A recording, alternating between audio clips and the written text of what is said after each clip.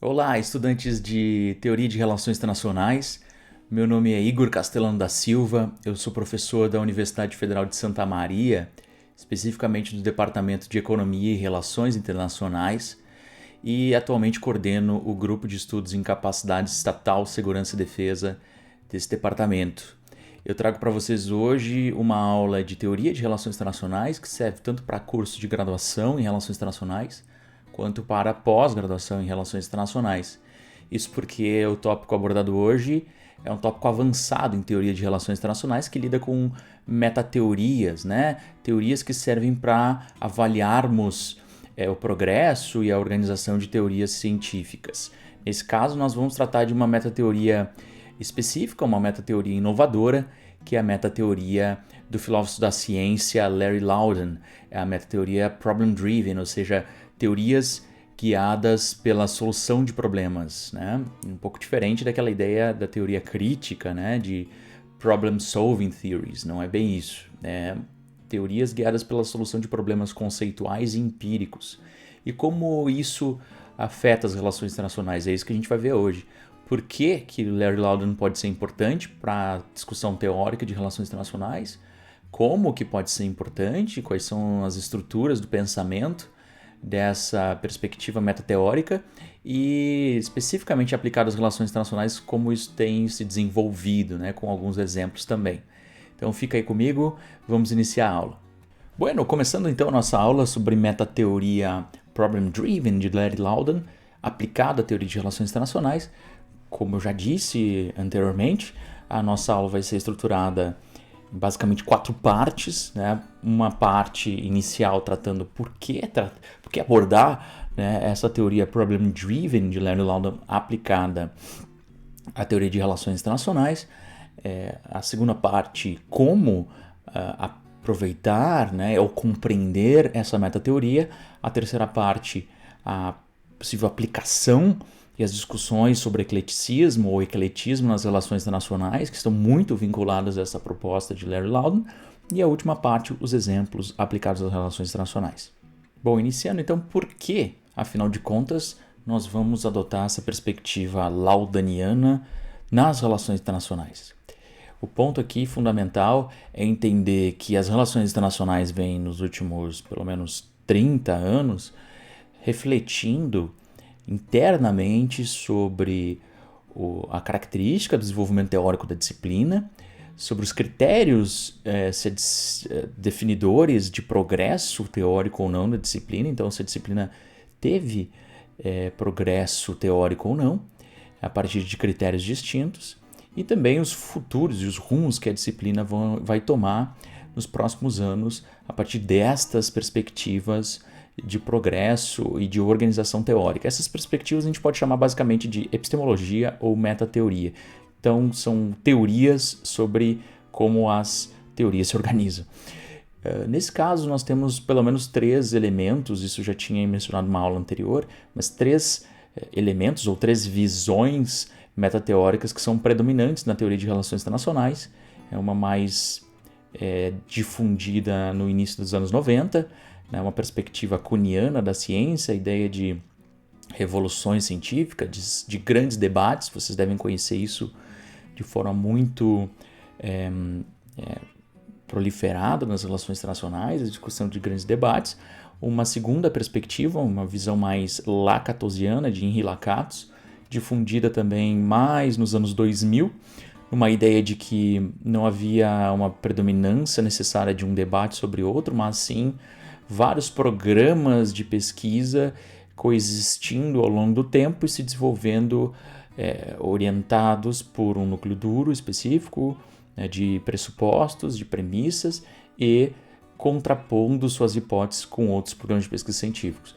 Depois, mais recentemente, sobretudo a partir da década de 2010, a gente tem uma discussão ainda mais aberta e aprofundada, que é a discussão proposta por vários autores, né, entre eles o David Lake, né, o Rudra Seal, Peter Katzenstein. A gente vai tratar sobre esses 2 últimos ainda nessa aula, e que vão propor a ideia de pragmatismo teórico, da prioridade da explicação sobre a ideia de normalização da ciência ou predição, uma ideia mais inclusiva de ciência, sobretudo aquelas teorias que não eram vistas como parte das relações internacionais. Então abre-se também um caminho muito importante de interdisciplinaridade nas relações internacionais e aceitação de teorias que vêm de outras disciplinas e que na realidade às vezes são muito mais desenvolvidas do que as próprias teorias de relações internacionais. Então a gente vai ter, sobretudo, uma discussão fundada em epistemologias ou metateorias coletivistas, que têm a sua visão, aquilo que o Joseph Lapide chama, em 1989, de paradigmatismo, ou seja, conjuntos epistemológicos, né, ou teorias organizadas de uma forma em que há uma noção de que a ciência ela não é feita só por um processo metódico de descoberta de leis, de observação, neutralidade, né? Na realidade, isso não diz muito a realidade ou o processo efetivo, né, de desenvolvimento da ciência. Na realidade, a ciência é produzida por coletivos teóricos que se agregam não apenas por testes e retestes, por afinidade no teste e na observação de hipóteses, mas sim por elementos que poderiam ser chamados de não racionais, do ponto de vista de uma racionalidade econômica, de maximização de utilidade. Então, existem elementos conformadores da ciência que não são aqueles passíveis apenas de observação de uma racionalidade de se a hipótese é boa ou ruim, se ela funciona ou não funciona, se ela é refutada ou não é, como pensava Popper.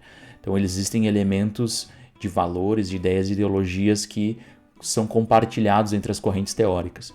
Então, mas essas três visões elas têm diferenças, né? A visão paradigmática, a visão lacatosiana de programa de pesquisa científico e a visão laudaniana de tradições de pesquisa, né? Ao mesmo tempo que o Laudan ele pensa a ideia de conjuntos teóricos, assim como os programas de pesquisa científicos lacatosianos, que têm, né, um teste de hipótese, mas também um certo sistema de premissas que vai orientar valores, ideias, ontologias e epistemologias desses grupos teóricos. Ele vai ter um foco muito maior nas explicações e não nas predições. E o fundamento, digamos, da teoria laudaniana é um fundamento que está visando, sobretudo, a solução de problemas conceituais e empíricos para a melhoria das teorias, e não necessariamente na escolha de uma teoria e na tentativa de fazê-la, né, vencer os debates teóricos ou vencer a competitividade teórica.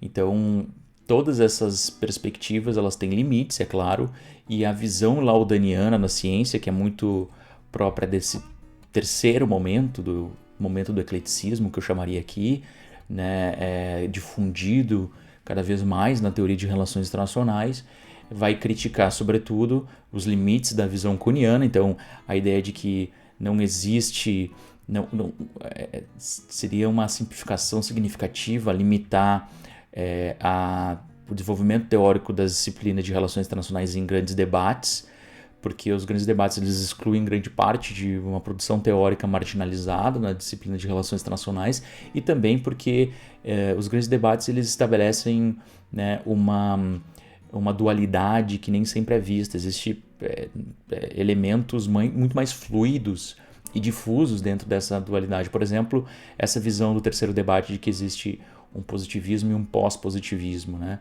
Será que há um pós-positivismo ou será que há mais pós-positivismos, né?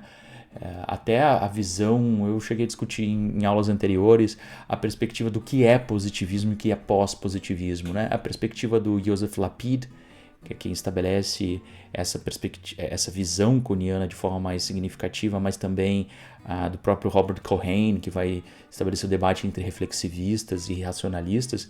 Essas visões elas são precisas em relação ao que é positivismo e o que não é positivismo, ou o que é reflexivismo e o que não é reflexivismo, que é racionalismo. O que não é a mesma coisa. Pós-positivismo não é igual a reflexivismo e racionalismo não é igual a positivismo. Há perspectivas racionalistas que não são necessariamente positivistas. Inclusive, teorias guiadas por estes elementos fundadores de conjuntos teóricos, como guiadas por metateorias lacatosianas e laudanianas, elas não são teorias positivistas no sentido estrito, né, no sentido do positivismo enquanto aquele tipo de perspectiva epistemológica experimentalista, altamente otimista em relação à capacidade da ciência de observar o mundo e observar leis no mundo, né? Altamente divisiva em relação a observador e objeto, né? Observado, altamente otimista, como eu disse, na capacidade da ciência observar esses objetos e tirar soluções lógicas e conclusões generalistas em relação à ciência, né? Mesmo Popper já não é mais um positivista lógico nesse sentido, né? Ele já está pensando nos limites efetivos do conhecimento, portanto as hipóteses são mais significativas na capacidade de trazer explicações para o conhecimento. Então, o pós-positivismo ele é basicamente quase tudo que a ciência das relações internacionais produziu nos últimos 40, 50 anos. Portanto, dizer que existe de fato uma mudança para o pós-positivismo, bom, tudo bem, mas isso não explica muito o que se faz dentro das relações internacionais, porque muito do que se produz dentro do realismo, do liberalismo e em outras teorias pode ser considerado pós-positivismo. Outra questão é que não há homogeneidade nem concordância reconhecida naqueles que são racionalistas. Os racionalistas são aqueles que têm uma visão mais dualista, né, dessa relação entre mente e mundo, ou seja, existem leis passíveis de serem interpretadas e há a possibilidade, pelo menos limitada, da ciência de organizar o conhecimento sobre essas regras, essa realidade que está fora da nossa percepção. Então, essa visão racionalista, ela diverge, ela varia em grande medida em várias perspectivas teóricas, algumas mais empiricistas, outras menos empiricistas. Além disso, também não há homogeneidade nem concordância entre reflexivistas, aqueles que vão para além de uma visão dualista ontológica, mais monista ontológica, né, que pensam a ideia de que realidade e observação, a realidade não tem significado se não for a observação daquele que lê a realidade, daquele que produz conhecimento, e também a capacidade da realidade ser absorvida e compreendida é muito limitada. Dentro dessa perspectiva há muita variação. Eu recomendo que vocês vejam a aula sobre teorias críticas, que eu apresento justamente algumas dessas possibilidades de interpretação, né, mais ou menos reflexivistas. E nem todas as teorias críticas, por exemplo, as teorias que estariam talvez, né, numa ideia de terceiro debate ou quarto debate, a depender do autor, são reflexivistas, tá? Ou interpretativistas. Então, há correntes epistemologicamente híbridas, inclusive, né, entre reflexivismo e racionalismo. Então, essa visão kuhniana aplicada à teoria de relações internacionais carece de alguns problemas. Há também problemas na visão lacatosiana. A gente, nas disciplinas de teoria de relações internacionais mais avançada na graduação e teoria de relações internacionais geral no mestrado de relações internacionais, nós discutimos muito a aplicação já bem consolidada da visão lacatosiana às teorias de relações internacionais, aos corpos teóricos de relações internacionais que poderiam ser chamados de programas de pesquisa científicos. E o que a gente percebe é que há também alguns problemas, por exemplo, a falta de produção de Henri Lakatos sobre a ideia de subconjuntos teóricos, como que se organizam as subcorrentes teóricas dentro dos programas de pesquisa científicos que são maiores. Então, como que essas subcorrentes se organizam, como que elas podem ser observadas dentro da teoria de programas de pesquisa científicos do próprio Lakatos. Outra questão é que o critério racionalista de progressividade do Lakatos, ele muitas vezes não cabe para algumas teorias que têm cunho reflexivista. A ideia de que há necessidade de hipóteses e que essas hipóteses elas têm que carregar dentro delas fatos novos que contribuam para a predição dessas teorias, e isso é um requisito que talvez não esteja presente em algumas das importantes teorias, sobretudo as mais recentes, teorias críticas, das relações internacionais. Também algumas teorias racionalistas, reflexivistas e híbridas não reconhecem de maneira tão explícita a filiação, né? Teóricos não necessariamente se reconhecem como filiados a programas de pesquisa científicos específicos, o que gera certa dificuldade de traçar limites, traçar a configuração, né, e a membresia de teóricos das relações internacionais a programas de pesquisa científicos. Isso ocorre muito em países do terceiro mundo, países do sul global, em que a gente muitas vezes não se sente confortável em se filiar especificamente a uma corrente teórica, até porque muitas vezes as correntes teóricas não ajudam, em muitos casos, correntes teóricas específicas, exclusivas, a responder problemas de pesquisa, desafios de pesquisa na área de relações internacionais, sobretudo aqueles que não são tão respondidos por as teorias mainstream, né? E aí o fato é isso mesmo, assim, a filiação muitas vezes não ajuda nos a compreender o mundo. E essa dificuldade de Lakatos ela vai ser muito referida nos últimos estudos nas relações internacionais, né? Essa ideia da predição como algo muito importante, né? De você conseguir explicar coisas que aconteceram e também coisas que ainda não aconteceram, né? Ou coisas que não foram previstas nas teorias originais. E nós temos algumas visões epistemológicas em relações internacionais que favorecem muito mais a ideia de explicação, a importância da explicação frente à predição. Ou seja, é muito mais importante que você tenha teorias que compreendam ou expliquem os fenômenos internacionais do que predigam eles. Até porque muitas dessas visões epistemológicas atribuem a esses fenômenos alto grau de incerteza, de complexidade. Portanto, seria muito difícil predizer de maneira concreta fenômenos das relações internacionais. Então, esses limites de Lakatos também nos levam, né, aos desafios de como que a gente vai lidar com as correntes com as quais a gente está insatisfeito, se a gente vai necessariamente ter que fazer um novo programa, né, criar um novo programa de pesquisa, porque, afinal de contas, teríamos que criar um programa de pesquisa científico, né? Será que não tem uma solução média? E quando eu consigo encontrar conexões viáveis entre programas de pesquisa científicos, por que eu não posso adotar essas perspectivas para produzir teoria?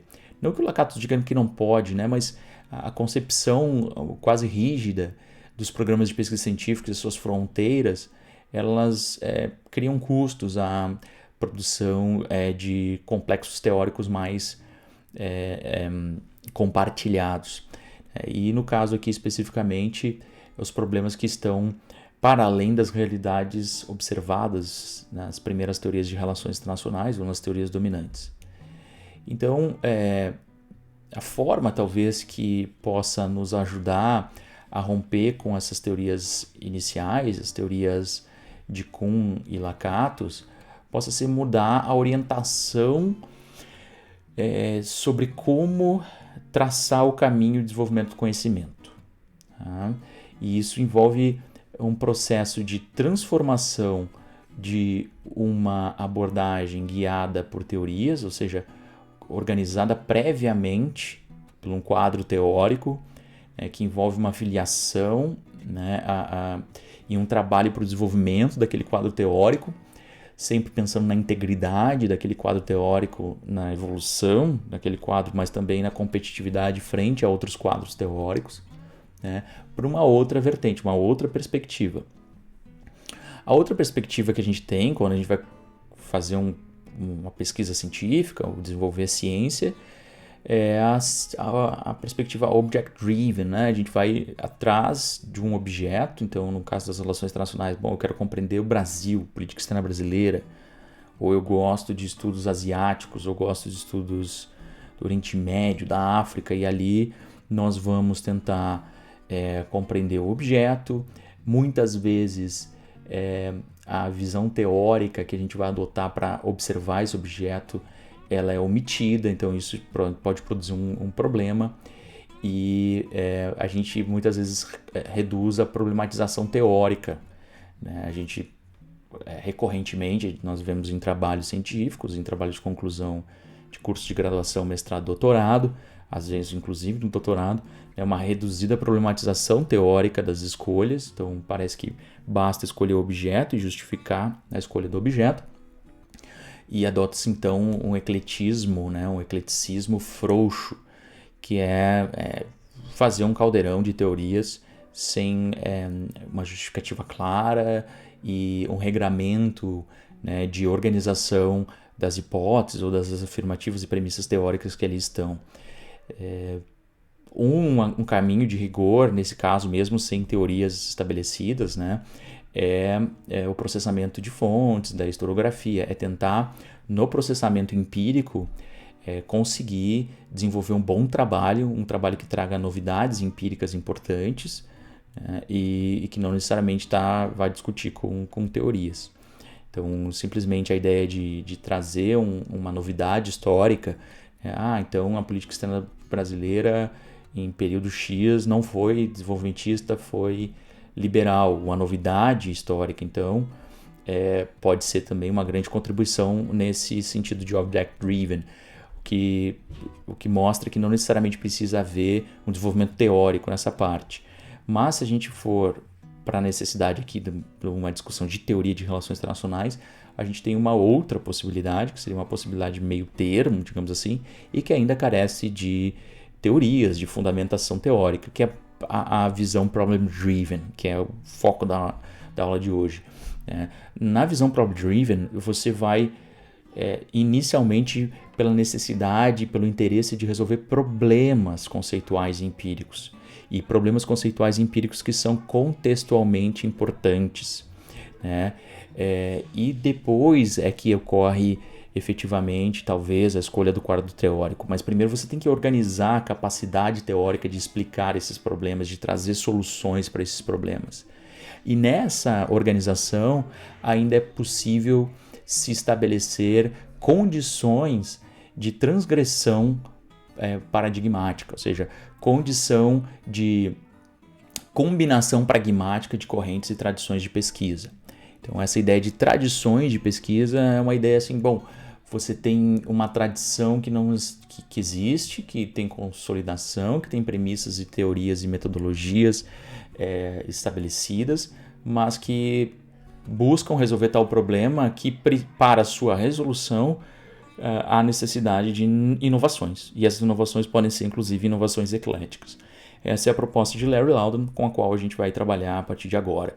Né? O Larry Laudan ele tem a afirmativa de que a gente precisa ter uma imagem mais complexa, né, do desenvolvimento científico, do progresso científico, do que do Henri Lakatos. E a proposta do Larry Laudan é justamente teorias guiadas por problemas, ou seja, a necessidade de resolver problemas ao invés de necessariamente prever fatos novos. Para a resolução de problemas, a explicação é o fator fundamental. A gente tem que explicar de uma forma coerente e não necessariamente essa explicação vai ser a última, ela certamente não será a verdade, mas será uma aproximação impermanente, né? Uma aproximação instável a um problema empírico ou um problema teórico conceitual. Então, nós vamos tratar sobre esses elementos a partir de agora, sempre lembrando que, portanto, esquematicamente nós poderemos dividir uma perspectiva kuhniana com a ideia de um paradigma dominante, né? E aí esse paradigma produz uma ciência normal, que é a ciência que se submete a tal paradigma, e a ciência revolucionária que vai eventualmente substituir esse paradigma. A crítica é que nas relações internacionais a gente não tem essa configuração aqui. Outra possibilidade é a perspectiva lacatosiana, que são esses programas de pesquisa científica efetivamente consolidados. Existe uma perspectiva que nas relações internacionais a gente tem esses programas de pesquisa científicos consolidados, mas nem todas as teorias de relações internacionais podem ser lidas exclusivamente, né? Aliás, nenhuma pode ser lida exclusivamente sobre a perspectiva lacatosiana, mas muitas encaixam quase perfeitamente, digamos assim, na perspectiva lacatosiana, por envolver o elemento de filiação, por buscar predição, por buscar coerência nas hipóteses internas, por evitar uma mudança ad hoc e uma mudança interprogramática frente às possibilidades de mudança intraprogramática. Mas algumas teorias de relações internacionais não se organizam dessa forma e é um bocado de teorias, sobretudo teorias mais recentes, quando a gente tem mais multiplicidade e pluralidade de teorias. Então, a perspectiva laudaniana poderia nos dar significado para observar e condições para observar essas novas produções teóricas, algumas produções teóricas que são marginalizadas durante grandes períodos nas relações internacionais e também, por que não, intersecções, eventualmente combinações de tradições teóricas que muitas vezes nessas visões com fronteiras muito rígidas e sem possibilidade de combinação, como é a coniana e a lacatosiana, nós não conseguiríamos ver. Então vamos para a possibilidade de aplicação, primeiro, para a discussão específica da metateoria Problem Driven de Larry Laudan e, posteriormente, para a aplicação nas relações internacionais. Então vamos compreender ou tentar compreender mais aprofundadamente o que é a metateoria Problem Driven do Larry Laudan. Larry Laudan é um epistemólogo e filósofo da ciência norte-americano que fez sua formação em Princeton, PhD, o doutorado em Princeton, e atualmente já lecionou em várias universidades. Atualmente é professor da Universidade do Texas, em Austin. A ideia dele fundamental é que a função das teorias é tentar encontrar certa uniformidade e resolver ambiguidades no processo de compreensão do mundo. E essas funções complexas, de deixar o mundo e as coisas que acontecem mais inteligíveis, é o que ele trata de teorias de solução de problemas ou teorias guiadas por problemas. O trabalho mais famoso, inclusive com tradução em português, é o trabalho Progress and Its Problems, a teoria do progresso e seus problemas, que é de 1977, e outros trabalhos bem interessantes vieram depois, além do positivismo e relativismo, mostrando, portanto, que não é uma epistemologia ou uma metateoria positivista no sentido estrito, e o que nos traz também ele é visto hoje como uma alternativa muito interessante à visão lacatosiana da ciência, e tem recebido cada vez mais atenção e likes da turma que lê ele. Então, eu acho que é um grande avanço tratar sobre o Larry Laudan e sobre as possibilidades que a sua metateoria traz para as relações internacionais. Para o Larry Laudan, a sua visão de ciência é muito vinculada, me parece, pelo menos, de forma esquemática a esse tipo de diagrama, um diagrama de tipo Venn, ou seja, as tradições elas estão ali, elas se consolidam, mas também elas não são totalmente excludentes. Um segundinho. E na realidade elas não são excludentes porque o objetivo principal das tradições de pesquisa, que são esses conjuntos de suposições diretivas, suposições, premissas diretivas que ele estabelece como a unidade principal da sua perspectiva científica, as tradições de pesquisa elas se orientam pela solução de problemas conceituais e empíricos, e elas incluem necessariamente, elas vão acabar incluindo uma ontologia, uma epistemologia, uma metodologia e a especificação de objetivos cognitivos, que são formas de interpretar o mundo, formas de analisar o mundo, não necessariamente hipóteses específicas e teste de hipóteses, mas formas de resolver desafios conceituais e desafios empíricos. A relevância contextual para essas tradições é muito importante, e para determinar que tipo de problema vai ser a orientação fundamental das tradições que a gente vai compreender ou observar na ciência. Então, a depender do problema que está sendo analisado, a gente consegue identificar tradições científicas que vão interpretar respostas, e dar a sua proposta de solução conceitual e solução empírica para tal problema. E o contexto histórico é determinante justamente para a importância de alguns problemas em detrimento de outros, né? E várias formas de perceber, né, e de compreender problemas vão variar justamente nos momentos históricos. Como que a gente pode reconhecer as tradições, né?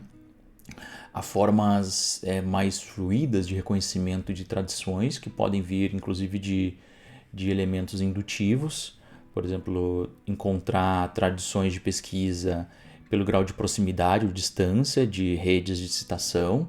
Quanto mais próximo está uma rede de citação, mais a gente consegue perceber talvez uma tradição científica ou mesmo uma análise qualitativa, como eu vou mostrar adiante, sobre a capacidade de teorias definirem de forma semelhante conceitos, definirem de forma semelhante abordagens empíricas, ou mesmo de uma definição prévia, dedutiva, a partir, por exemplo, da filosofia da ciência, sobre como a filosofia da ciência interpreta, por exemplo, o problema de, sei lá, não da filosofia da ciência necessariamente, mas da filosofia política, da filosofia social, como que a filosofia política e as teorias políticas vão se organizar frente ao problema do poder, né?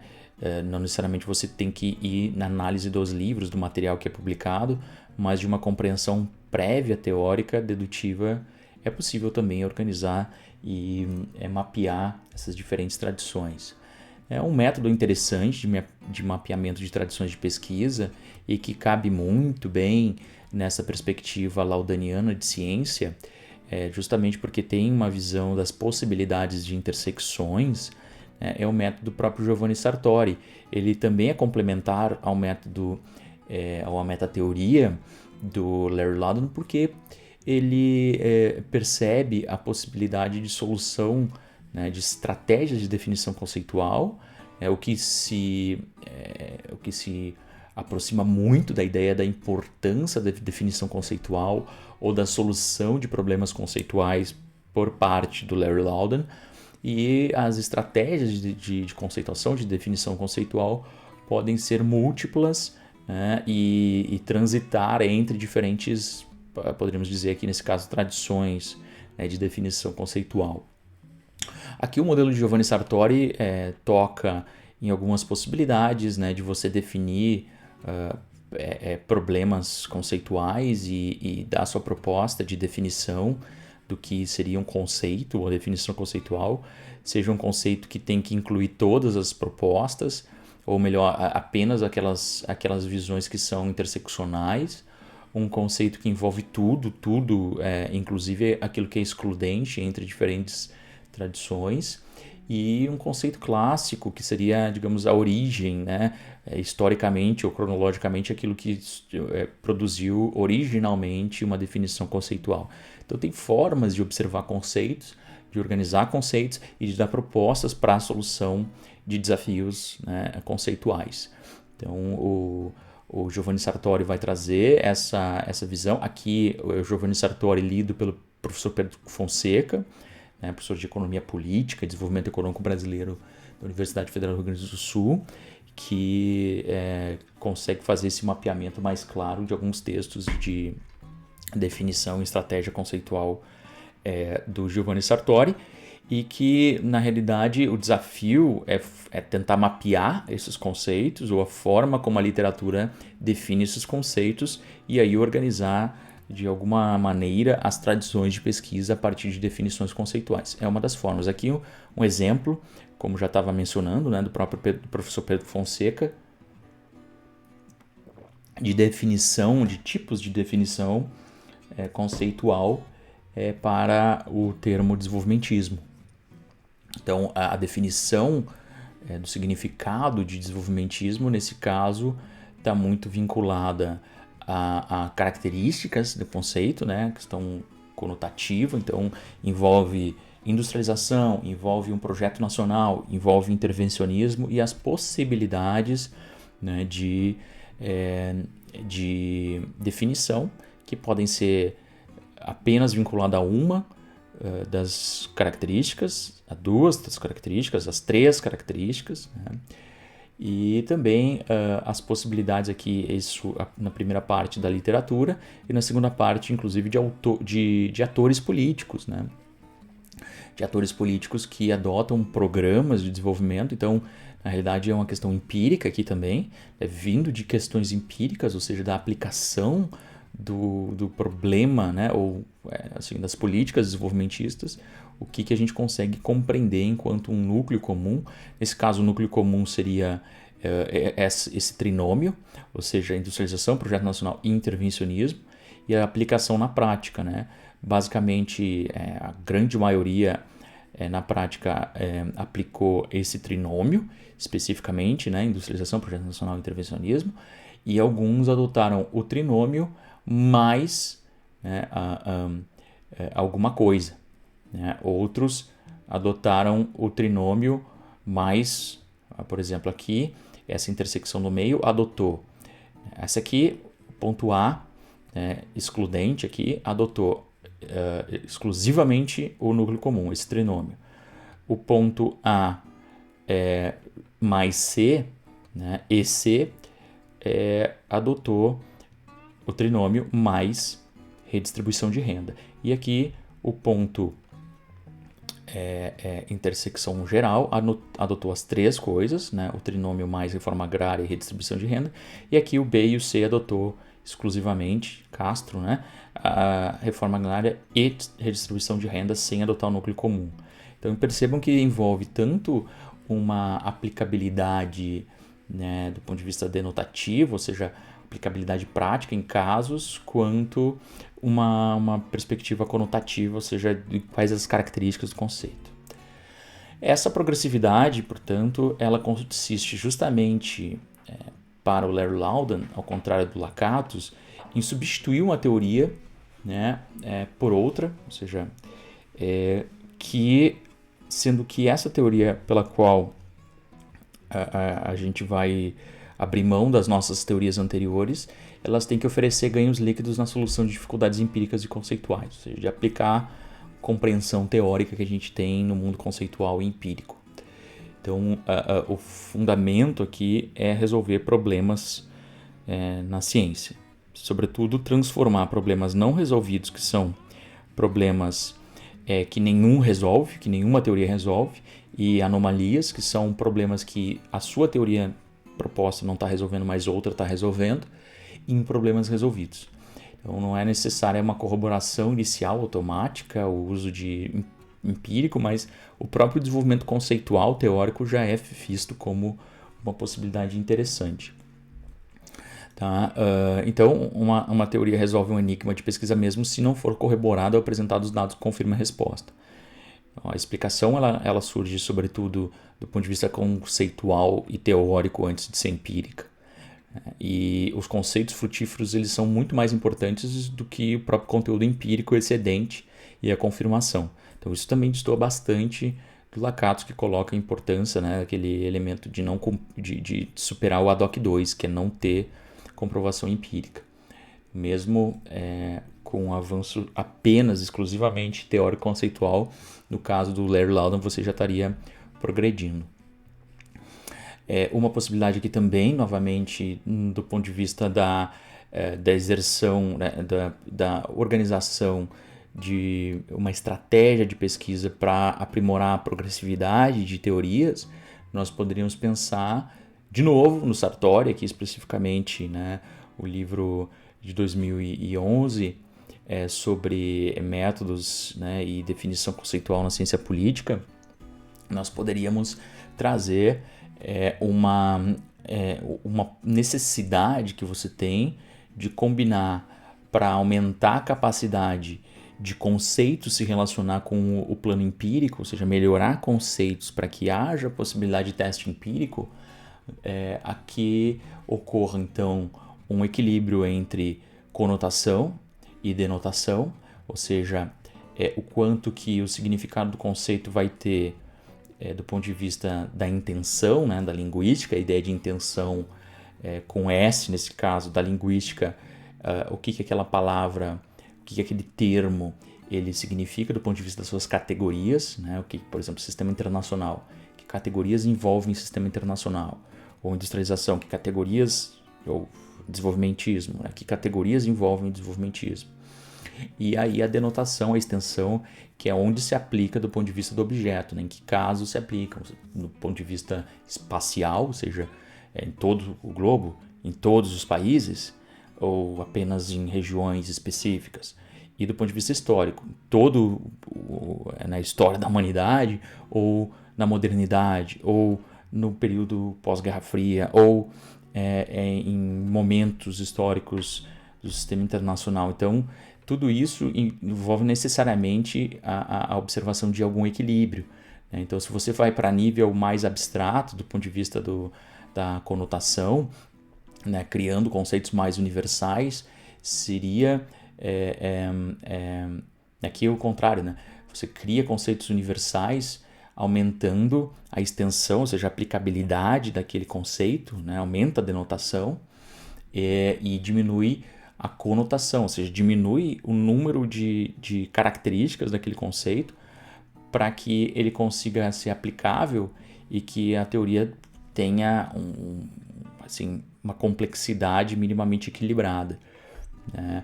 Por outro lado, se você vai para níveis médios de denotação, né, o equilíbrio entre denotação e conotação, é bom que esse equilíbrio exista para que você consiga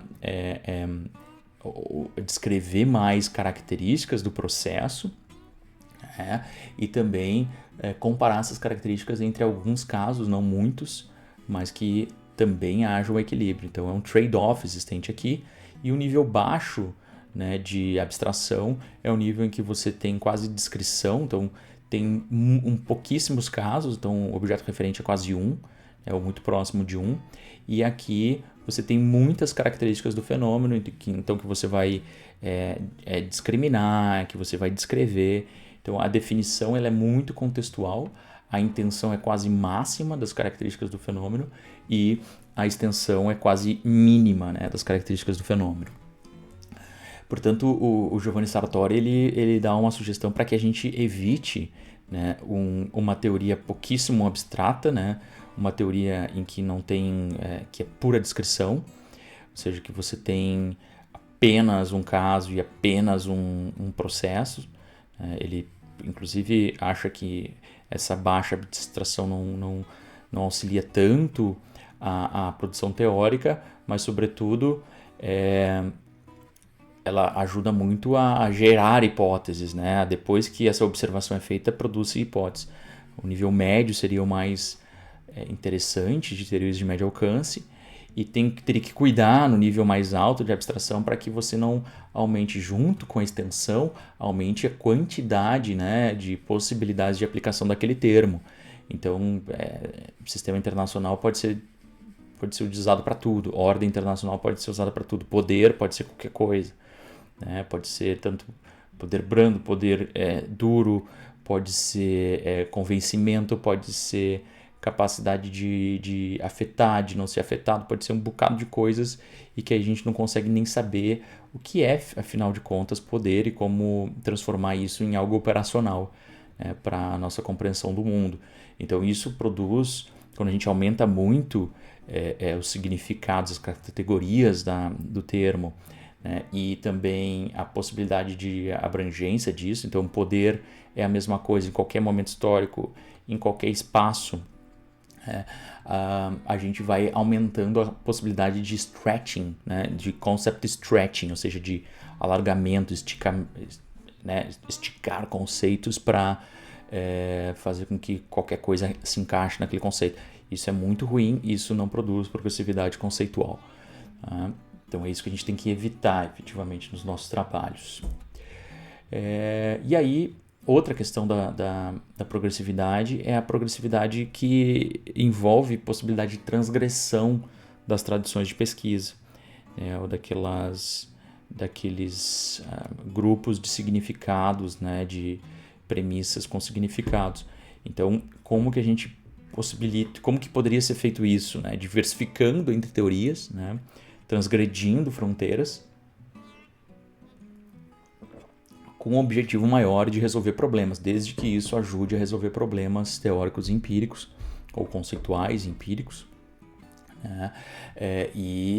Isso traz também para a teoria de Larry Laudan uma visão não linear, uma visão de complexidade, que não precisamos nos submeter necessariamente a um programa de pesquisa prévio para que a gente consiga resolver problemas, e justamente se for melhor para a resolução de problemas conceituais e empíricos, melhor negociar e substituir variáveis ou componentes dessas tradições. Então, aqui duas passagens bem interessantes que são encontradas num material muito legal que foi produzido em 1993 na revista Estudos Avançados da USP, que é uma coletânea bem interessante sobre filosofia da ciência. Tem citações muito interessantes das 3 filósofos da ciência e mais outros tão importantes, e comparações significativas entre esses teóricos. Um outro livro muito bom de comparação, né, é do Alan Chalmers, né, O que é Ciência Afinal. Então é um livro muito bom também. Mas essa coletânea aqui dos estudos avançados dessa revista é muito boa, e foi também com a colaboração do Larry Laudan. Então, na parte do Larry Laudan, há uma coleção de citações dele, o que eu acho interessante. Então, mesmo se você já leu os livros, como no meu caso, você vai para citações para ter quase como um resumo, uma ficha de leitura. E 2 citações me chamaram muita atenção, né, que estão nos livros dele, e essas 2 tratam, sobretudo, sobre essa possibilidade de transgressão. Então, uma é que, embora os elementos de um conjunto de disposições diretivas, que são essas tradições, formem uma rede interconectada, que não é uma citação dele especificamente, mas é uma passagem dessa coletânea, tá? Então, forma uma rede interconectada, interrelacionada, interativa. Os componentes relacionados dessa rede não constituem um pacote. Então, as tradições não são um pacote de despegar ou largar, ou seja, ou aceito ou toco fora. Os cientistas tratam esses componentes como individualmente negociáveis e substituíveis. Então, qualquer componente, efetivamente, das tradições de pesquisa pode ser negociável e ser substituído por outro. Inclusive, envolvendo aqui, nesse caso, em conversões de mudanças de uma tradição para outra tradição, ou construção de novas tradições. Isso que eu acho que é o mais inovador, e uma metateoria que sustente as proposituras, né, as proposições ecléticas nas relações internacionais e nas ciências sociais é muito necessária. Então pode ser que a metateoria do Larry Laudan nos dê essa condição.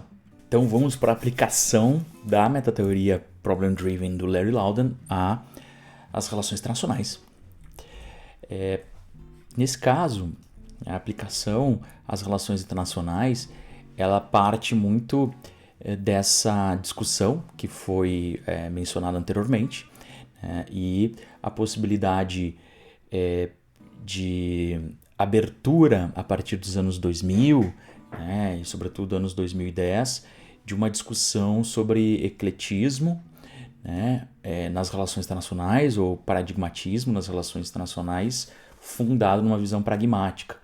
Então, essa perspectiva da pluralidade, da produção, e uma relação interna que se adeque às relações, à resolução de problemas, e uma inclusão pragmática dentro da teoria de várias outras teorias, possibilidade de combinações, etc. Um dos trabalhos mais importantes que argumentam por essa inclusão, por uma visão mais laudaniana, poderíamos dizer assim, de ciência, é esse trabalho do Rudra Sil e do Peter Katzenstein, Beyond Paradigms. Esse trabalho é de 2010, se eu não me engano, mas esse trabalho foi adiantado já, vou mudar aqui a tela, por um artigo bem importante, mesmo no livro, nós tratamos do Lakatos no último vídeo, de um livro do Colin Ellman, da Miriam Ellman, que é a aplicação do Henri Lakatos à teoria de relações internacionais, lá em 2003, já havia um flerte com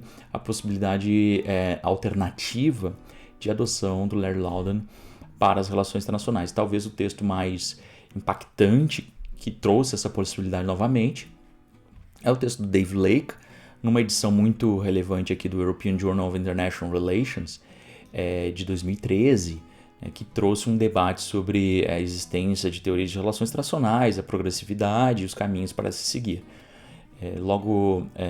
Então, em 2013 foi muito impactante, mas já em 2008, nesse livro aqui chamado Oxford Handbook das Relações Internacionais, ou seja, o livro, né, de mão, de bolso das relações internacionais da Oxford, um manual bem importante, a gente já tem aqui, na parte 3, né, uma visão de teorização eclética no estudo na prática das relações internacionais. Então, já em 2008, o Peter Katzenstein e o Rudra Sil já estavam produzindo o que em 2010 virou um livro próprio, aquele Beyond Paradigms. Então, isso já é interessante, assim como em 2008, 2010 e aqui em 2013, isso vai tomando corpo, né? A ideia de paradigmatismo, né? Além de paradigmatismo, né? De ecleticismo ou ecletismo nas relações internacionais. Então, seguindo essa perspectiva, o que eles falam? Eles falam que as análises parciais para avaliar os fenômenos internacionais são incompletas, né? Elas são muitas vezes muito limitadoras, então a gente tem muita dificuldade de se encaixar em paradigmas, né? E isso não tem produzido uma melhora no conhecimento sobre a realidade. Eles vão falar, inclusive, que o artigo mais comum de relações internacionais é aquele artigo, como eu tinha falado, né, theory driven ou paradigm driven, que é a ideia de você produzir todo um corpo teórico, né, que é uma pedra que você está levando para uma montanha, e aí você pega um ou dois fatos para usar aquele corpo teórico gigantesco e puff, que às vezes não tem muito a ver com aquele problema específico, né?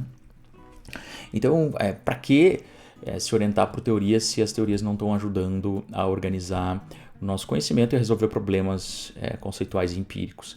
Então, eles vão justamente discutir essa visão de paradigm driven e problem driven e mostrar que paradigm driven, né, a visão de paradigmas, é uma visão que tem uma restrição conceitual e metodológica fundada no competitivismo.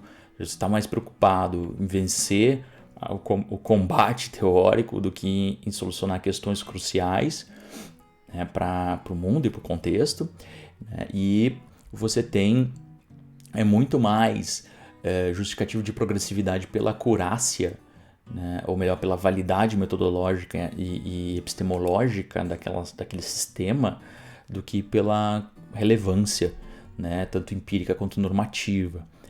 Então, já as teorias guiadas por problemas, elas vão buscar criar pontes, elas estão menos obrigadas, né, a organizar tradições ou seguir tradições.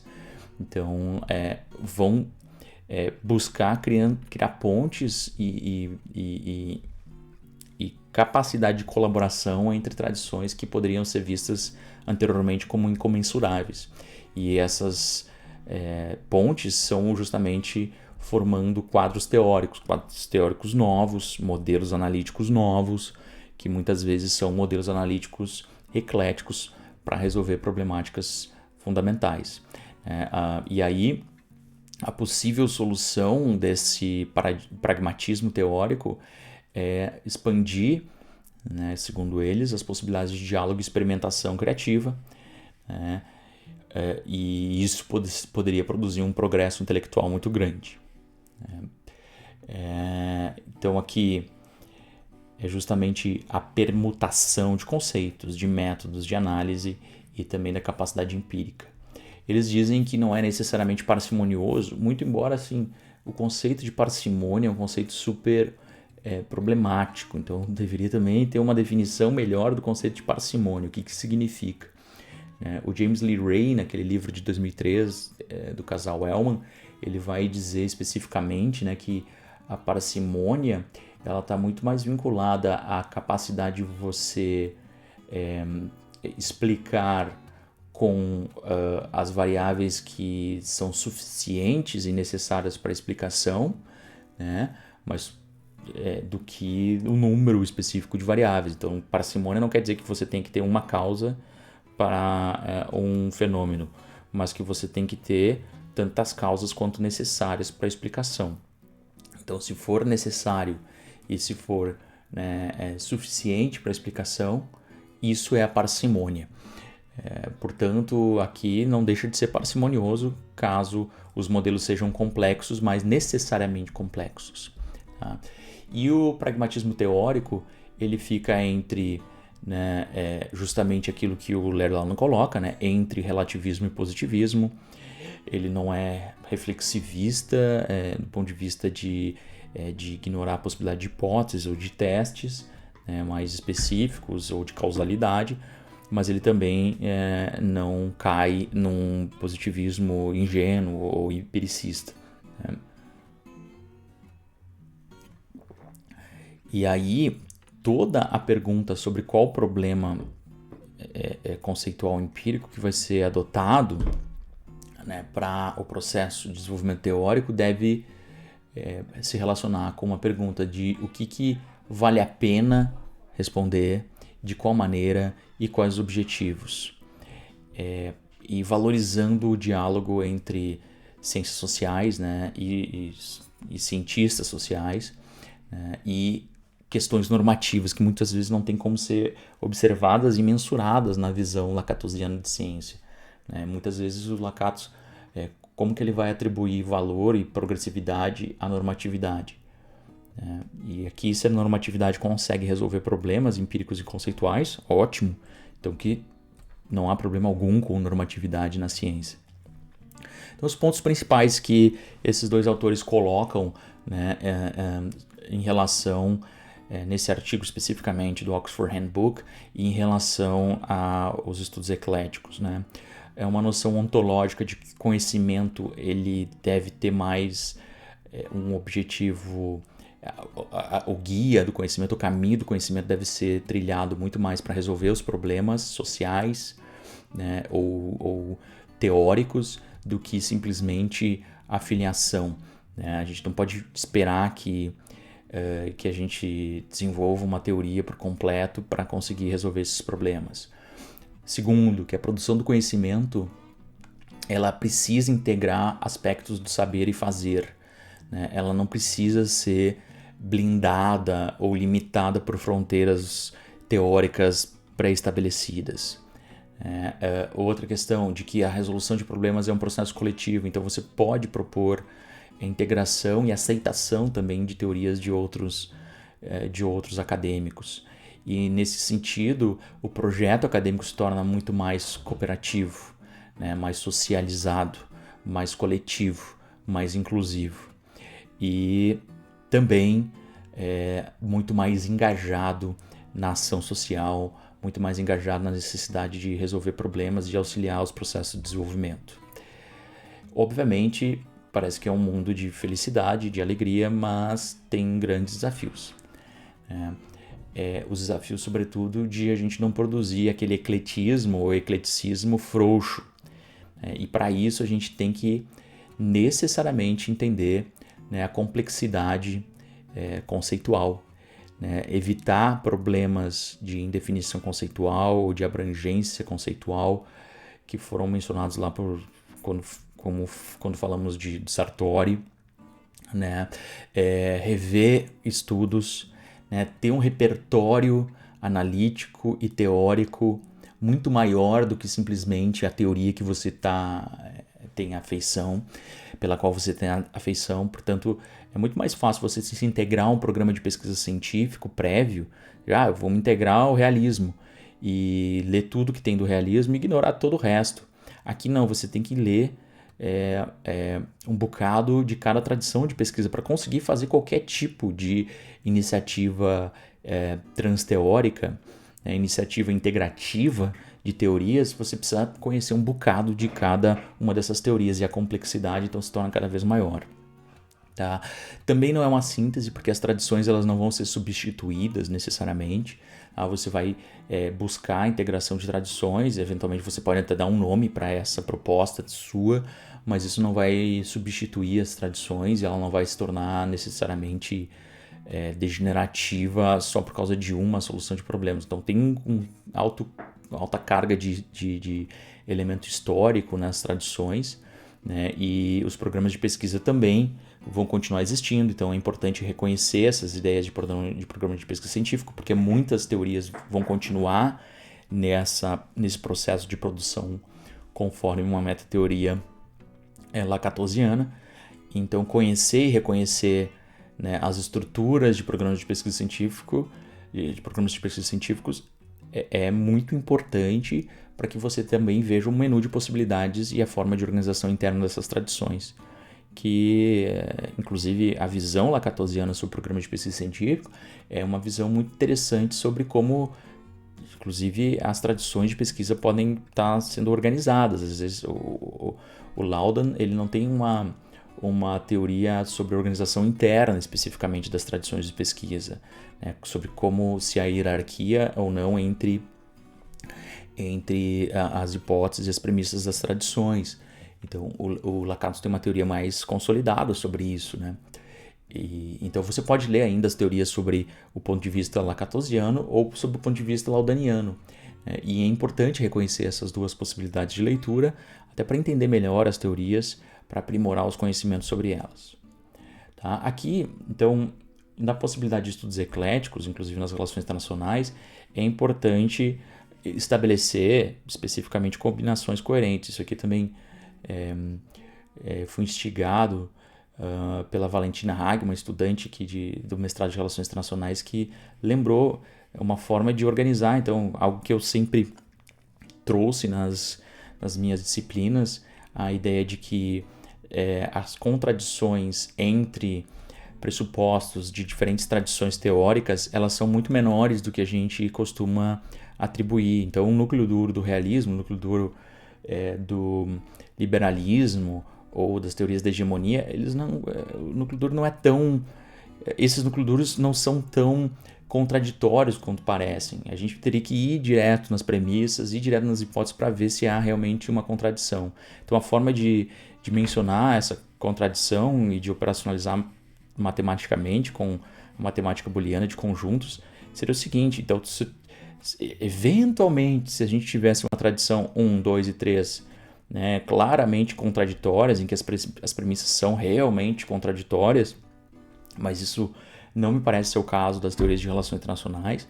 Inclusive, eu faço alguns exercícios em aula para mostrar isso. Nesse ano, especificamente 2020, não tem como fazer, mas presencialmente eu costumo fazer, para mostrar que as teorias de relações internacionais têm premissas não contraditórias. Então, o problema, né, dos estudos ecléticos é quando tem premissas contraditórias. Primeiro, dar lógica para premissas não contraditórias, né, organizar elas de uma forma adequada e não incluir premissas contraditórias dentro da primeira da proposta de inclusão eclética.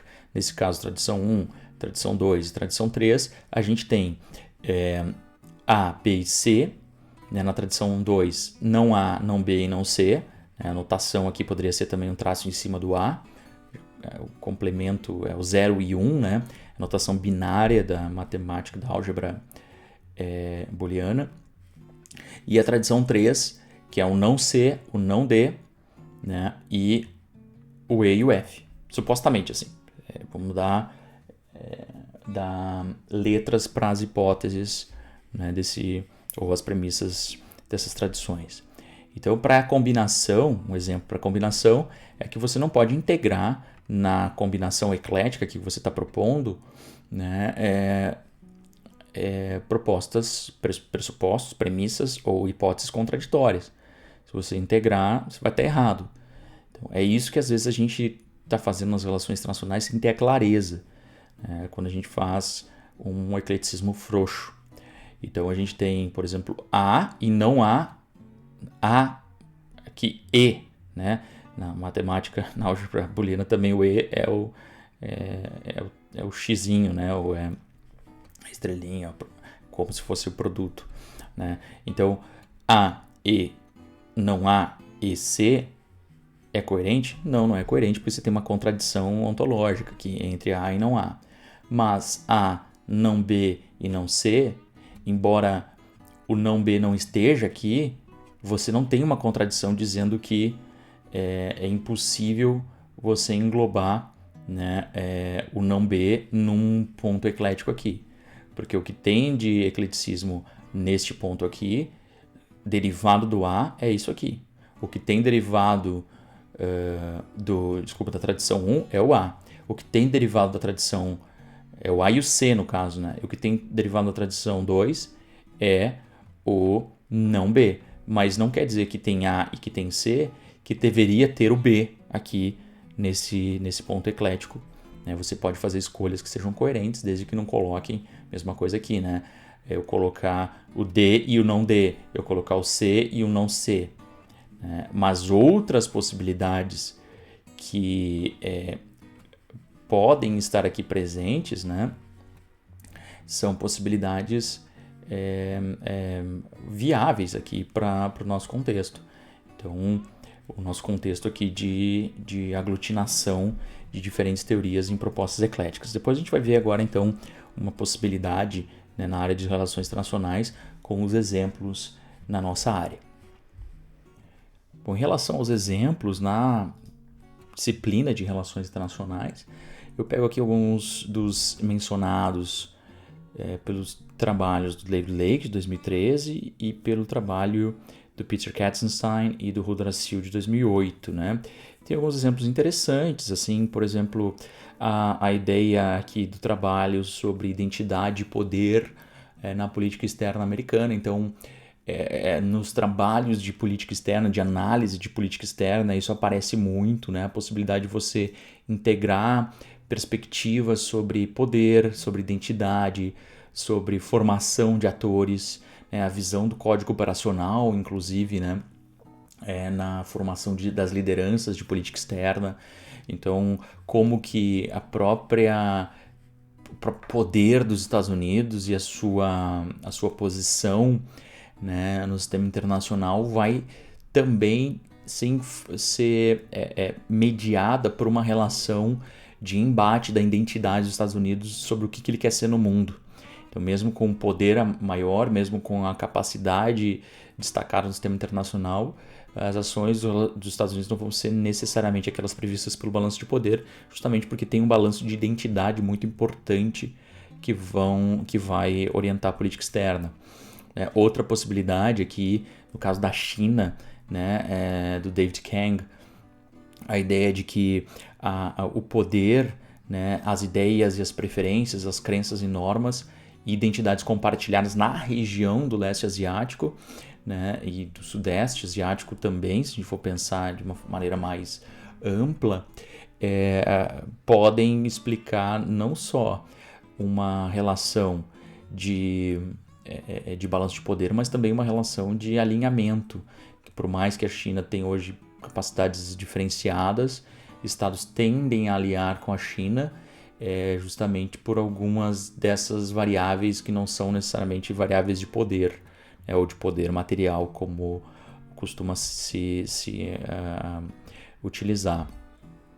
Na economia política internacional também tem vários exemplos que vão integrar diferentes teorias, por isso que na economia política internacional é difícil a gente encontrar correntes muito definidas, né? Tem as teorias da hegemonia, como eu já tinha tocado, né, na perspectiva mais lacatosiana, mas aqui, por exemplo, tem uma visão que envolve, né, uma perspectiva mercantilista, também marxista, liberal, né, de tradições diferentes, né, que está vinculado ao nacionalismo econômico. Então, a ideia de grandes potências organizando o seu sistema financeiro, né, e como agências de rating, de rating, né, que são agências que conseguem definir credibilidade de estados, e os estados se submetem a essa definição de agências privadas, essas corporações.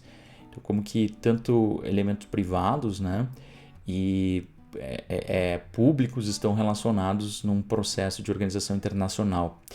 Então, e como que alguns estados mais fracos, né, são menos privilegiados nesse sentido. Então, isso é interessante, é uma teoria do Timothy Sinclair, que trabalha também com Giovanni Arrighi, e acho interessante como uma ideia também mais eclética. O próprio trabalho do Giovanni Arrighi, né, no primeiro capítulo do Longo Século XX, ele vai mostrar como ele está sendo influenciado tanto por uma visão dos sistemas mundo, né, a visão da economia mundo brodeliana, do sistema mundo do Wallerstein, a noção de ciclos sistêmicos do Kondratiev, uma visão de ciclos também que vem, e guerra que vem do Organsky, uma perspectiva de hegemonia que vem do Gramsci. Então, assim, um compartilhado de ideias teóricas, mas que fazem sentido numa teoria final, que envolve todas essas ideias e que pode ser vista tanto quanto uma parte, né, de um programa de pesquisa científico das teorias da hegemonia, mas também como uma parte de um programa de pesquisa científica que tenta explicar, por exemplo, transições sistêmicas, tá? Ou de uma tradição de pesquisa que tenta explicar transições sistêmicas. Aqui nos estudos de regionalismo também você tem várias análises de regionalismo vinculadas mais a uma análise geopolítica, né? Então é muito estrita e restrita ao território, né? Teorias mais ideacionais, né, sobre regiões, então regiões feitas política e culturalmente, a ideia de comunidades de segurança, por exemplo, nesse caso, né, de regiões fundadas por instituições informais e até mesmo formais, e teorias mais comportamentais que vão ver regiões pelo alto grau de relações entre atores num espaço geográfico específico, mas que não é limitado a esse espaço geográfico. Então, nas próprias visões de regiões você tem tradições diferentes para delimitar uma das dimensões da análise regional, que é a dimensão assim, do que define uma região, né? Também na paz democrática nós temos algumas visões que são visões concorrentes em relação à paz democrática. A paz democrática pode ser vista como uma subcorrente do liberalismo, mas também pode ser vista como um problema, né, empírico, uma problemática empírica e conceitual do ponto de vista do que é democracia, do que é guerra, né, e empírica do ponto de vista de que democracias consolidadas, né, pelo menos na definição de democracia que mais recorrente, uma democracia do tipo, né, procedimental, né, uma democracia que envolve voto, já para os índices de democracia disponíveis, Polity4 ou Freedom House, você tem uma certa correlação, né, e talvez uma das mais significativas correlações possíveis nas relações internacionais entre democracias consolidadas, né, a não ocorrência de guerra ampla entre democracias consolidadas, né, em dia de democracias.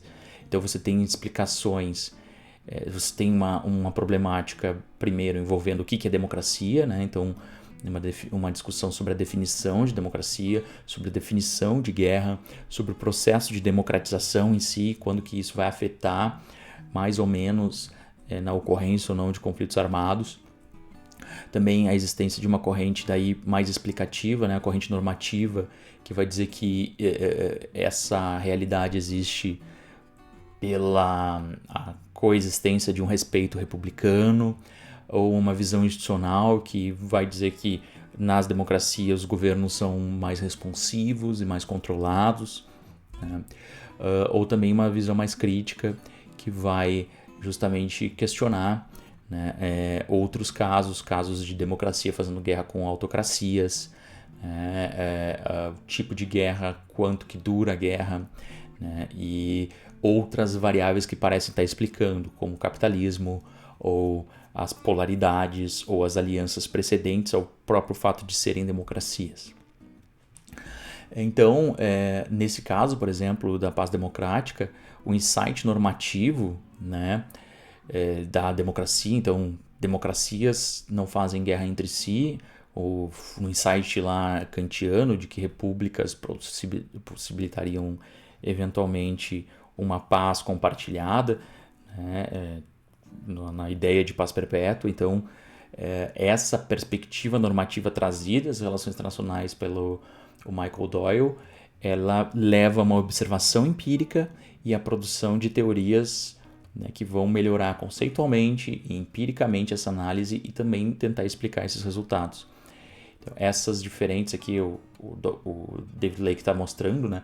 Essas diferenças elas não são necessariamente, essas propostas não estão necessariamente vinculadas a um programa de pesquisa científica ou paradigmas previamente delimitados, mas elas estão produzindo talvez um conjunto de tradições que vão tentar explicar este problema, esta problemática de pesquisa.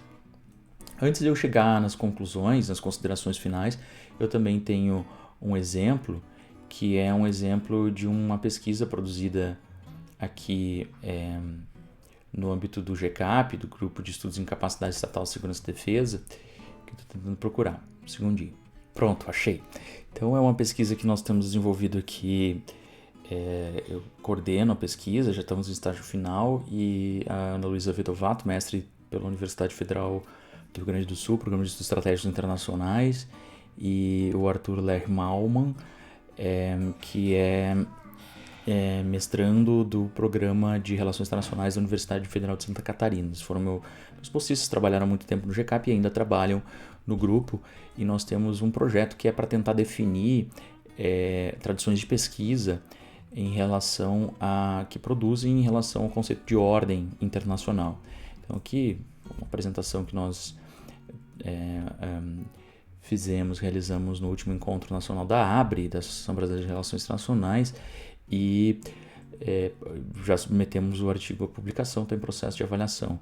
Mas nesse caso aqui a gente tem uma análise sobre o conceito de ordem internacional, o conceito de ordem sistêmica, e como há tradições de pesquisa, né, organizadas em torno desse conceito. Então esse é o grande desafio. Se a gente vai fazer uma análise, né, aplicada a tentar entender como se configura a organização de tradições de pesquisa a partir de uma problemática, né, uma temática, é importante que a gente compreenda ou tenha uma boa problemática, né, um bom termo, um termo que não seja muito específico, vinculado a um objeto, né, ou seja, a denotação não seja muito específica, ou seja, seja minimamente genérico, e um termo,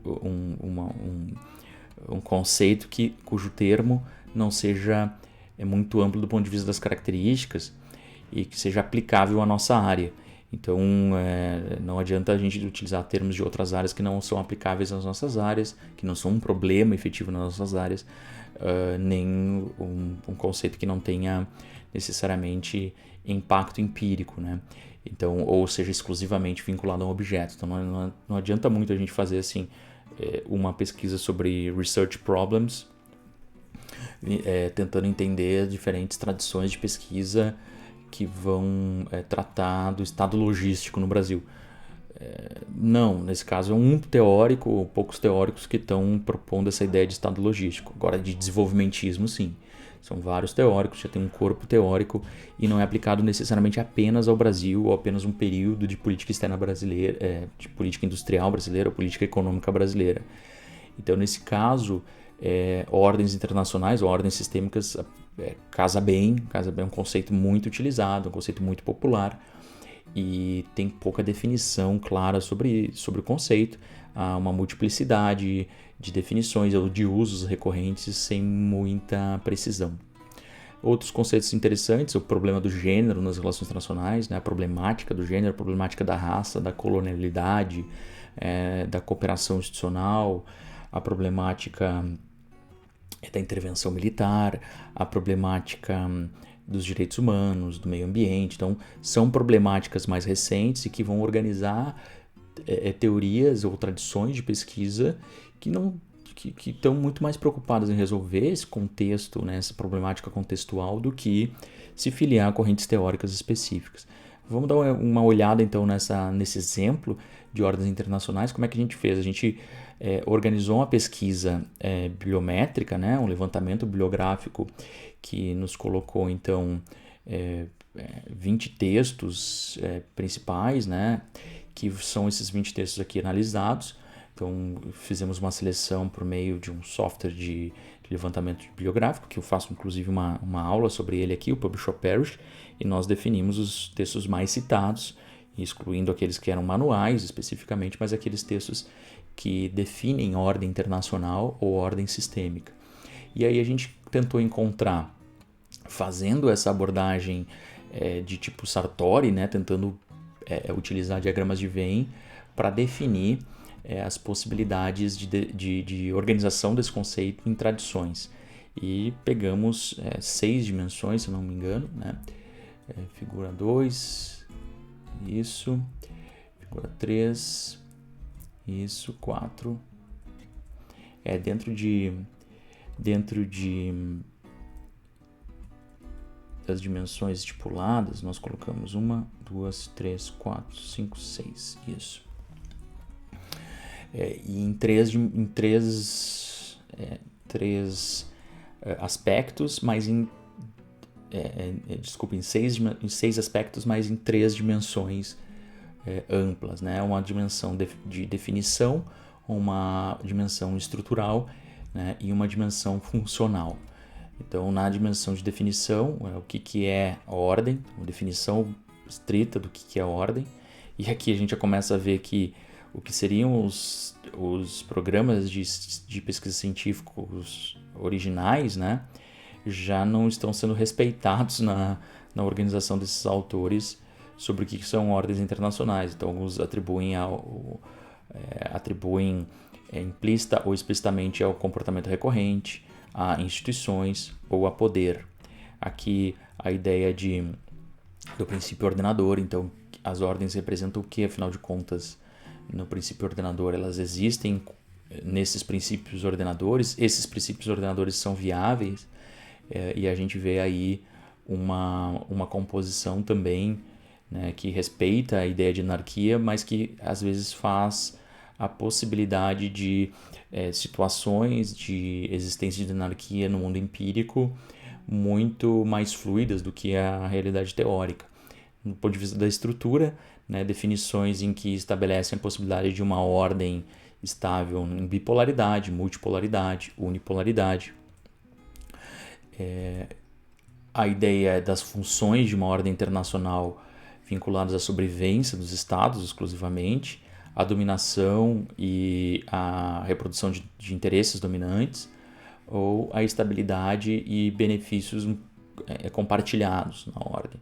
Então, a partir dessas literaturas a gente foi distribuindo, também nas áreas prioritárias da ordem, ou seja, esses caras estudam o que, afinal de contas, empiricamente, né? Uma área de política e segurança, uma área econômica, uma área de diplomacia, do ponto de vista da política diplomática, né?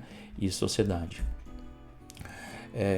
O potencial transformativo, né? A transformação da ordem. Então tem uma quarta dimensão aqui, o potencial transformativo da ordem, que é a possibilidade, a recorrência da continuidade das ordens, ou seja, não muda muito o que é a ordem, a definição desses autores, a possibilidade de mudança, mas daí mudança pacífica ou mudança violenta.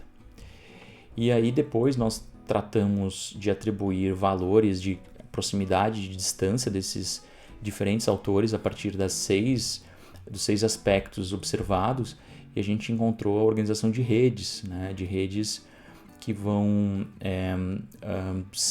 vou mostrar primeiro que a gente poderia dizer que tem duas grandes comunidades identificadas, né? Uma comunidade que está vinculada a uma visão mais cognitiva, né, de ordens, uma visão mais institucionalista de ordens, mas aqui a gente não atribuiu necessariamente um nome para essas tradições, e aqui a gente vê com uma resolução um pouco mais aprofundada, né, 3 possibilidades, ou 3 ou mais possibilidades, né, que foram encontradas, e o ponto fundamental aqui não é nem assim, um número de possibilidades de ordem, né, ou que teorias mais de hegemonia, teorias mais institucionalistas, teorias mais construtivistas, talvez, teorias mais realistas, teorias mais talvez historicistas ou históricas, né?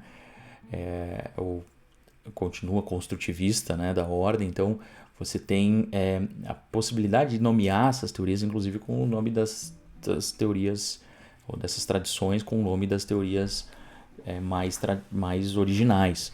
Mas na realidade aqui, ó, o ponto fundamental é nem tanto a quantidade de tradições que a gente encontra, que a gente poderia atribuir isso, né, tradições, mas a possibilidade, o alto nível de hibridismo dessas tradições. Então, a gente teria, né, um gráfico aqui que, se não houvesse hibridismo, as linhas seriam somente laranja ou vermelho ou azul, ou esse rosinha aqui, ou verde.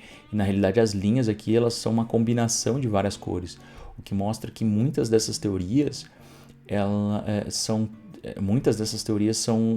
basicamente uma combinação de várias percepções teóricas.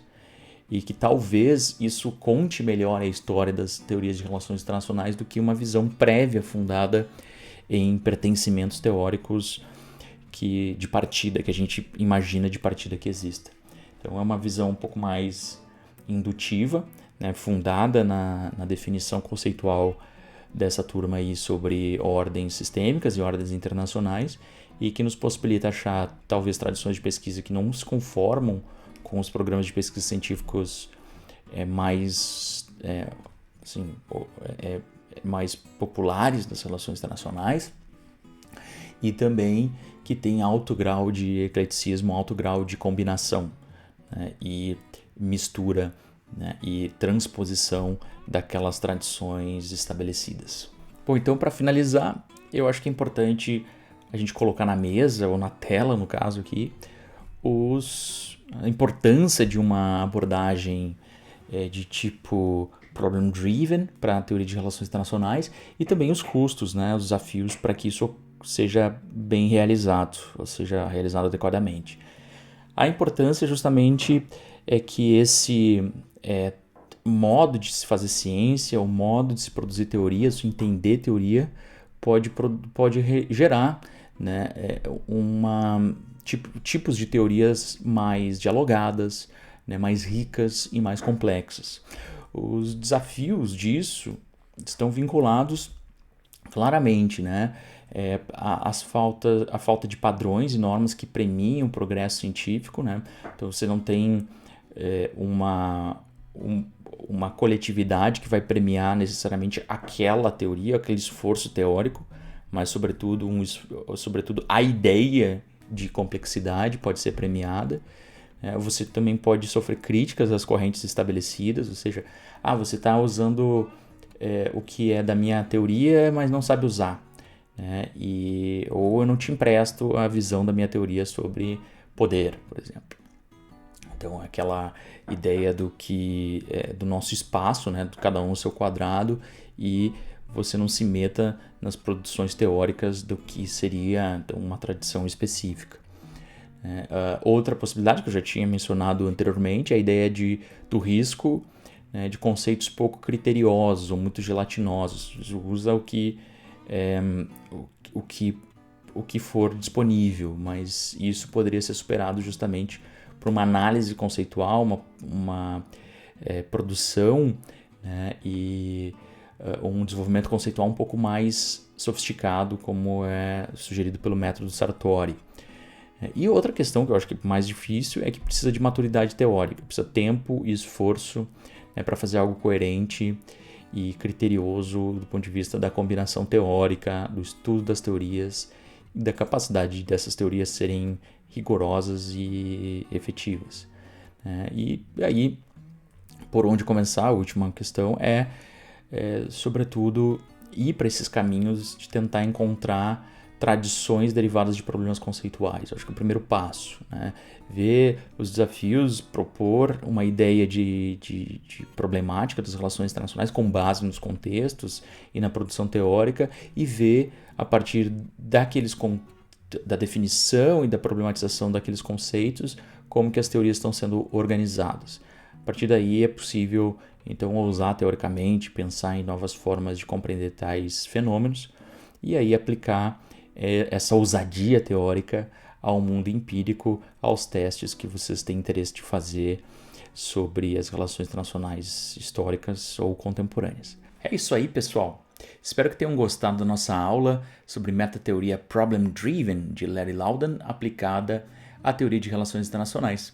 Se você é aluno formal da Universidade Federal de Santa Maria, dos cursos de graduação e pós-graduação em relações internacionais, eu desejo a todos vocês um bom trabalho nas atividades relacionadas a esse tópico aqui das disciplinas.